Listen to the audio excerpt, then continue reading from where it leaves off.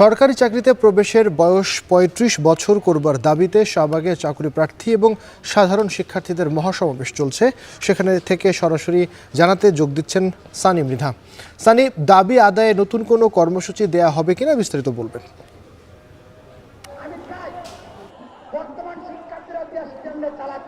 আবির, জানেন বেলা ১১টা থেকেই কিন্তু যে সরকারি চাকরিতে প্রবেশের বয়স সীমা যে ৩৫ করার দাবিতে যে সমাবেশ চাকরি প্রত্যাশীরা ডেকেছিলেন, সেটা কিন্তু দুপুর ১টা-১.৫টা নাগাদ পর্যন্ত জাদুঘরের সামনে ছিল। সেখান থেকে হঠাৎ করে তারা শাহবাগের মূল সড়কে এসে পৌঁছায় এবং এর ফলে মূল সড়কে তারা অবস্থান নেয়। সেই অবস্থানের কারণে কিন্তু চারপাশে তীব্র যানজটের সৃষ্টি হয়। বিশেষ করে আমরা যদি বলি মৎস্য ভবনের যে সড়কটি রয়েছে, বাংলা মোটরের দিকে যেতে যে সড়কটি রয়েছে, এছাড়া এলিফ্যান্ট রোডের যে সড়কটি রয়েছে, সেই রাস্তাগুলোতে কিন্তু এক প্রকার যান চলাচল এখন থেমে আছে।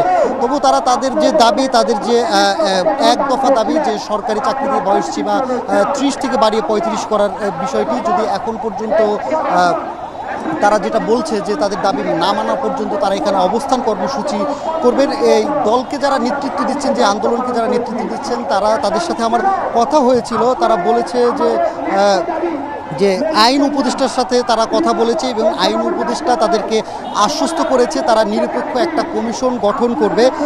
নিরপেক্ষ কমিশন গঠন করার পরে এই যে মানুষের দাবি দেয় বা বিভিন্ন রকম সংস্কারের যে দাবি দেয়, তারা এই বিষয়টিকে গুরুত্ব করে দেখবে। পাশাপাশি তাদেরও যে এই দাবিটা এক দফা যে দাবি, সেটাও কিন্তু তারা আসলে গুরুত্ব সহিত দেখবে। তবে তারা তাদের যে এই আইন উপদেষ্টার যে আশার কথা শুনিয়েছে, সেটা তারা প্রত্যাখ্যান করেছে। তারা বলেছে যে তারা এখান থেকে হয়তো কোনো একটা টিমের সাথে উপদেষ্টারা সরাসরি কথা বলবেন, না হয় উপদেষ্টা মণ্ডলী কেউ এসে তাদের যে চাকরিতে বয়স সীমা বাড়ার যে একটা দাবি, সেটার বিষয়ে তারা কথা বলবেন।